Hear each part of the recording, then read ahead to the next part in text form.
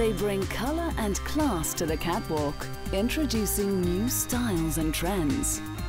The stylish Christopher Kane, the imaginative Gareth Pugh, the street chic Luella Bartley, creative and colourful Henry Holland, and Julian MacDonald, the controversial but dazzling British designer.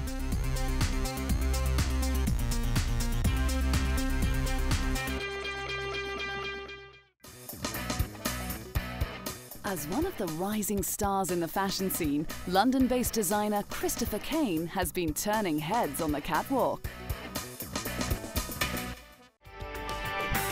Having only graduated from Central St Martin's College of Art and Design in 2006, Kane has already attracted worldwide attention and fame and is causing something of a stir in the fashion world.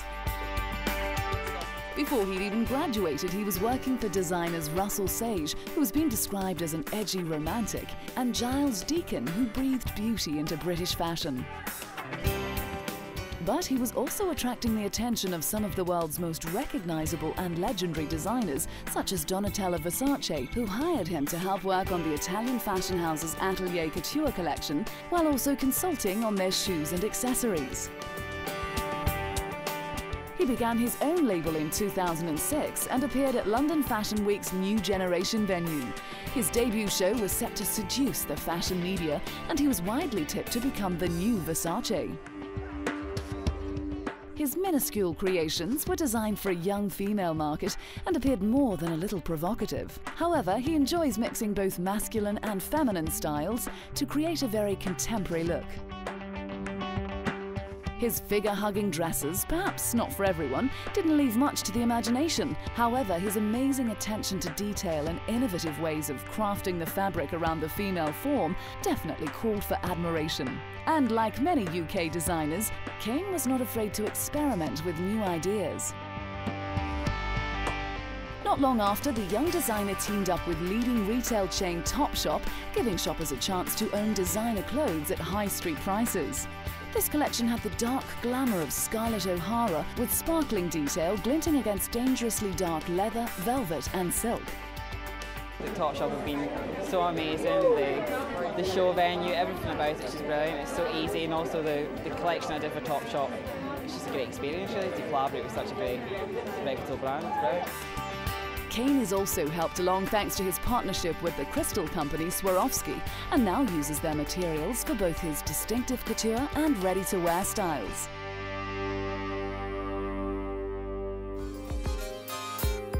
His next collection once again received excellent reviews, in a collection that was inspired by Australian TV soap operas. In a bold move away from his previous two collections, Kane wanted to invent a fresh new silhouette with his designs. Snakeskin prints worked their way onto structured chiffon shirt dresses and collarless fitted leather jackets. Leather skirts included buttersoft rah-rah designs that draped into handkerchief hems. Kane also introduced his first denim range during the show and continued his collaboration with Swarovski Crystal, with gems adding sparkle and shine to sheer jersey t-shirting.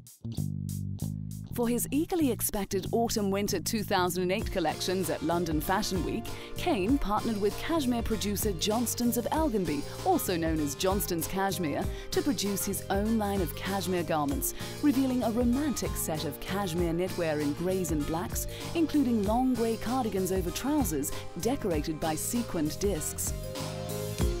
In late 2008, Kane launched his fifth collection for Spring-Summer 2009 at London Fashion Week.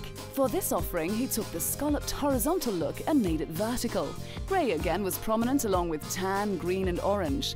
Inspiration was a little unusual, taken from the Planet of the Apes and the Flintstones. And included in this catwalk look and theme was Jurassic, with animals, cartoons and images from old films. There were also large floaty dresses that moved with the model, giving a pleasing feminine edge. He also took the pleated A-line dress and matched it with the scalloped tops, putting the unknown with something familiar. With a strong following in the fashion industry, British-based designer Christopher Kane has become an icon in such a short amount of time, thanks to his new and fresh ideas.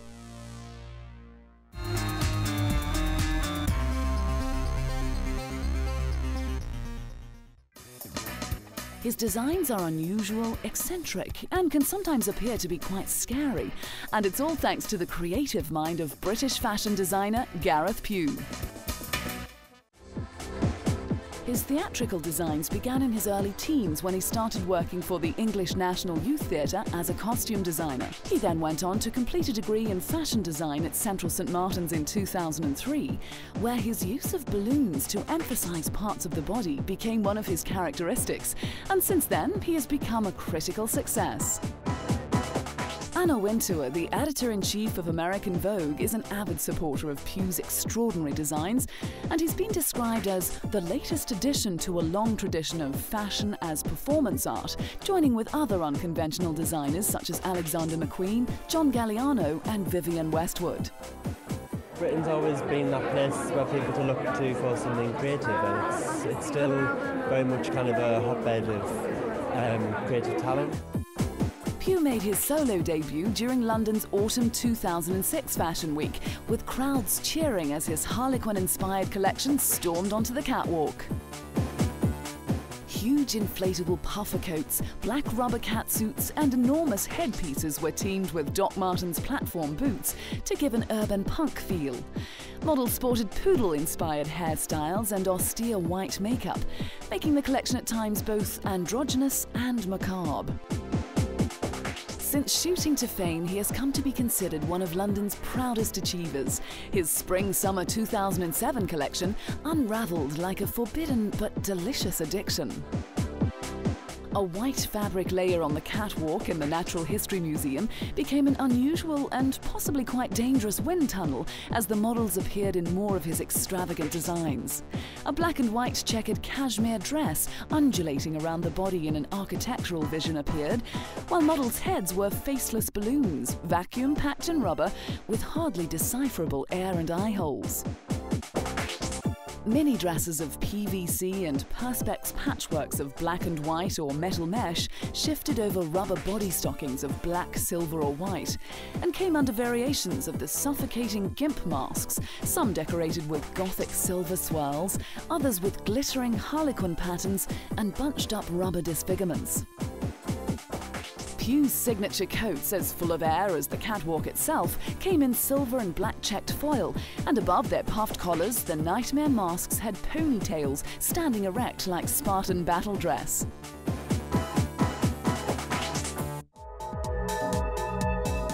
In 2007, Pugh held a show of his collections from the past 5 years with Fashion in Motion at the Victorian and Albert Museum, and with his uncompromising and challenging style, he was a perfect fit. For this collection, he combined luxury fabrics such as cashmere, fur and leather with edgy materials including rubber and human hair to create a fantasy of exaggerated silhouettes and textures. The London-based designer's flair for the unusual, which is quickly becoming his trademark, has continued throughout his shows. He has included gothic looks with leather patchworks and long straps of cloth, mini skirts, torn trousers and long coats, plus furs and silver chains. He has even gone as far as basing his show on The Wizard of Oz, but giving Dorothy a hard and threatening edge. He dressed models in armour-like dresses and angular tutus with ghost white faces and blue lips, and has presented a monochromatic black and white display of armour-like designs that echo Hamlet, Ophelia and Elizabeth I. Famed for his edgy, eccentric, modernist style and sense of adventure, Gareth Pugh's futuristic approach to fashion has ignited a renewed international interest in the London fashion scene. And although no one knows what's in store for this young designer, one thing's certain, he's a genius and he's sure to surprise.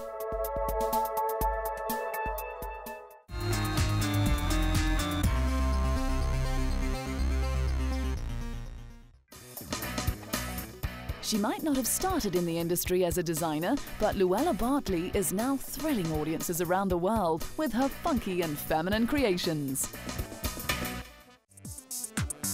Originally, Bartley was a journalist and editor of Dazed and Confused magazine and British Vogue, but after graduating from Central St Martin's College of Art and Design, she decided to trade writing and editing for fashion to designing fashion.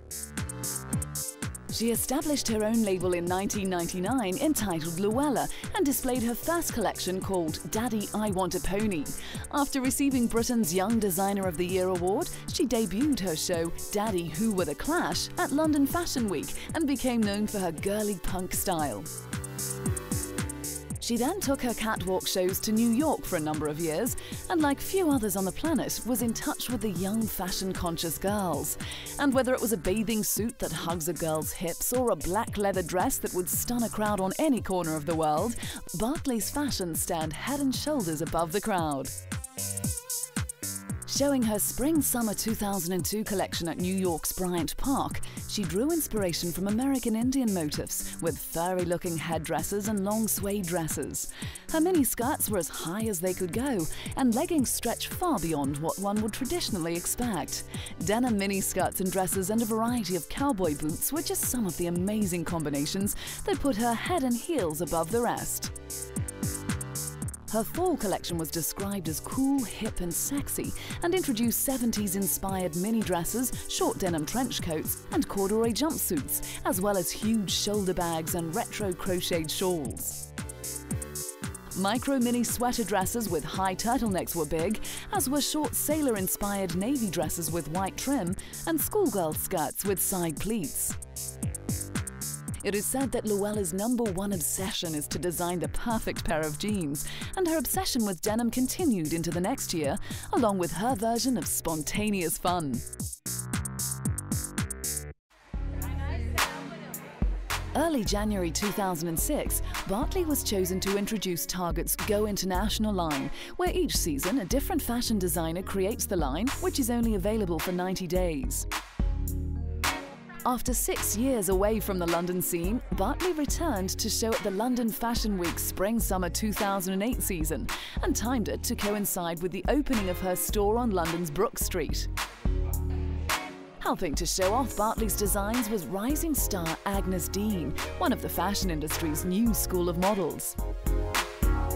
Mixing traditional English touches like flower prints on dresses and evening gowns and mismatched pieces with punk to give her clothes a young and hip feel, she showed the world once again with a collection that was inspired by England that her imagination can still put on the style. Everything comes from England for me, you know. Everything I'm inspired by is English, the London, the music scene, the heritage of England. So it's great to show in Claridge's, in London. You know, it's perfect for me. Early 2008, lovers of the fashion world were presented with Bartley's darker side, with a collection recreating a Cornish fantasy world complete with pixie hats and witch dresses. Singer Lily Allen and Kelly Osbourne, daughter of rock star Ozzy Osbourne, joined a packed audience to see her Autumn-Winter 2008 collection, which included high-waisted trousers and short dresses with bell-style layered skirts. Colours progressed from girly peach to gothic black, with an interspersing of fairy tale red and green combinations. Still probably considered to many as a newcomer to the fashion industry, she has gone on to gain a list of celebrity friends who love wearing her feminine creations, from Chloe Sevigny in her pink Luella dress to Cameron Diaz gracefully wearing a black strapless mini.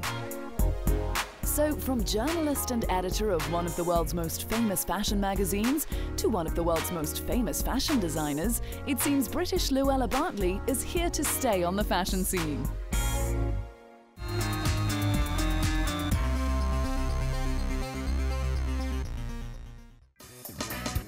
British-born fashion designer Henry Holland, creator of House of Holland, is just as colourful and outgoing as his designs that made him known around the world.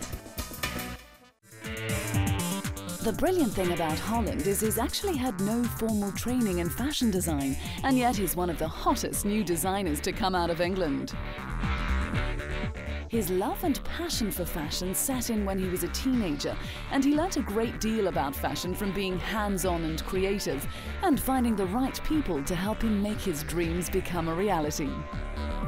The whole idea behind the label and any of the clothes is that they're fun and they're fun to dress up in, and it's a bit of a laugh really. So Originally working for teen magazine Bliss, Holland made a name for his label House of Holland in 2005 by creating 80s-inspired t-shirts in bright neon colours with catchy, cheeky slogans about fashion designers and celebrities that instantly boosted his popularity.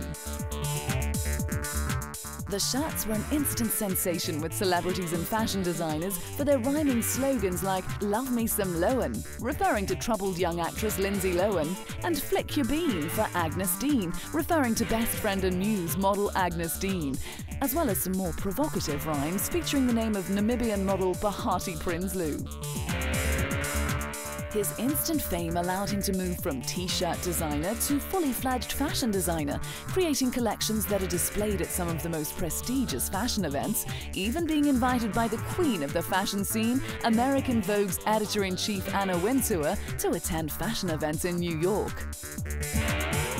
Holland's success has been twice as exciting, with his rise to fame coinciding with his best friend, model Agnes Dean. Hailed as the next great supermodel, Dean has been a long-time friend of Holland's, and even though her career has taken her all across the world for modeling shoots and advertising campaigns, she continues to support Holland and appear in his runway shows, often leading the way in his brilliant designs and promoting his label.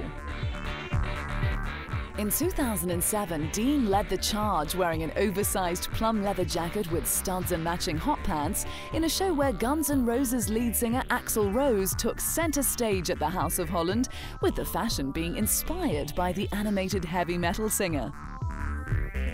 Other looks included tie-dye t-shirts, leopard prints and catsuits, and spandex dresses reminiscent of the 90s. Models, both men and women, were sent down the catwalk with the letter A for Axl printed on shirts, as well as studded on the back of leather jackets.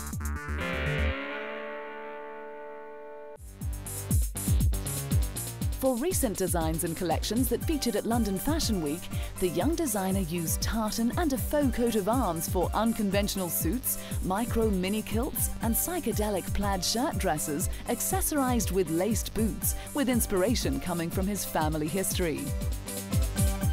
Loud applause greeted Dean, who once again closed his show in a tartan-layered wedding dress with antlers and a transparent veil. Holland paid thanks to his auntie as the inspiration behind his Spring-Summer '09 show at London Fashion Week, with a catwalk featuring model of the moment Dean opening the show in floral chiffon pants over a polka-dotted body.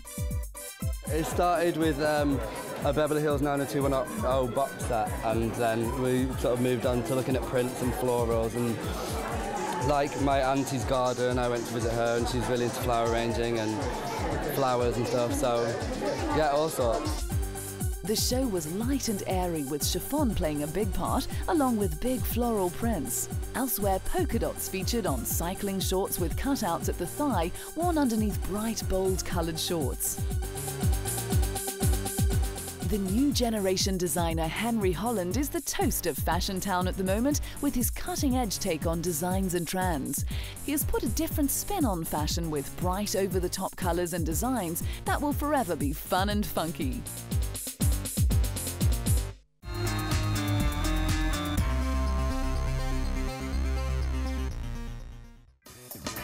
As a world-famous creator of glamorous clothing for women, British designer Julian McDonald's contribution to fashion has caused great hype and controversy. Having been taught knitting by his mother early on, McDonald's interest in fashion and design grew, leading to an education at Brighton, where he studied textiles, and the Royal College of Art, where he obtained a master's degree. Showing he had skill, he was recruited by the legendary Karl Lagerfeld to work at Chanel, as well as working freelance and designing knitwear for fellow Brit Alexander McQueen. In 2000, McDonald replaced McQueen as chief designer at the French fashion house Givenchy, and it was here that he seemed to find his groove. His early collection showed a range of ragged lace, shredded chiffon and distressed linen, all presented in the wealth of expert craftsmanship. A surprise choice to replace British bad boy McQueen at the head of the house, McDonald showed a new confidence with wistful outfits. Glass beads and rock crystals were scattered over crocheted bodices or delicate layers of tulle, while black pinstriped wool was daubed with gold paint. After being named British Fashion Designer of the Year in 2001, while also concentrating on his own label, the Welsh designer brought London Fashion Week to a close with a display of rock and roll dress to excess. Models sashayed down the runway, gold spangled in tiger print chiffon, rhinestone and leather, draped in real fox, mink and sable fur. Think 70s pop icons. No dress was too short, no boot too high, no glitter too shiny. His look in the Autumn-Winter 2004 collection was 1940s Hollywood starlet with a touch of 70s glamour. Skin-tight trousers and pencil skirts in gold or black leather were teamed with shiny shirts, tiny jackets and fur collars. McDonald, throughout his design career, has attracted a lot of attention and some criticism for his use of fur in his collections.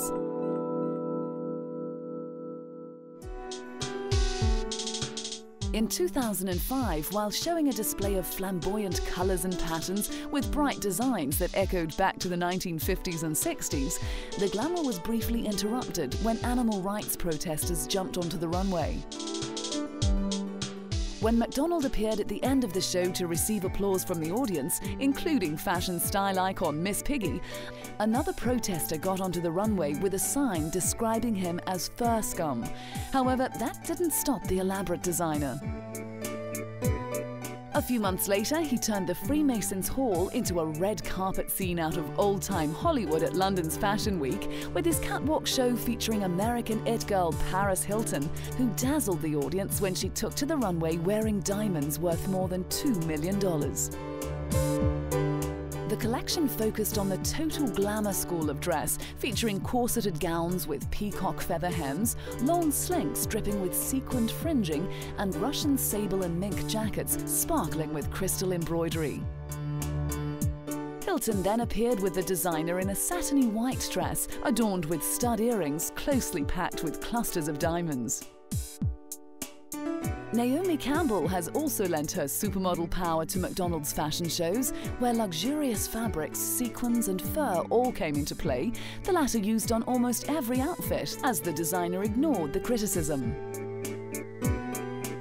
In recent years, McDonald has lived up to his expectation of glitz and glamour, continuously dazzling the crowds that look on in awe at his creations. Having shows that draw in crowds of high-profile celebrities, Julian McDonald has grown his reputation and become a must-have designer. Honing his skills at Chanel and Givenchy before establishing his own successful line, the designer is known for his sexy, slinky, sparkly dresses and outfits that certainly do not disappoint.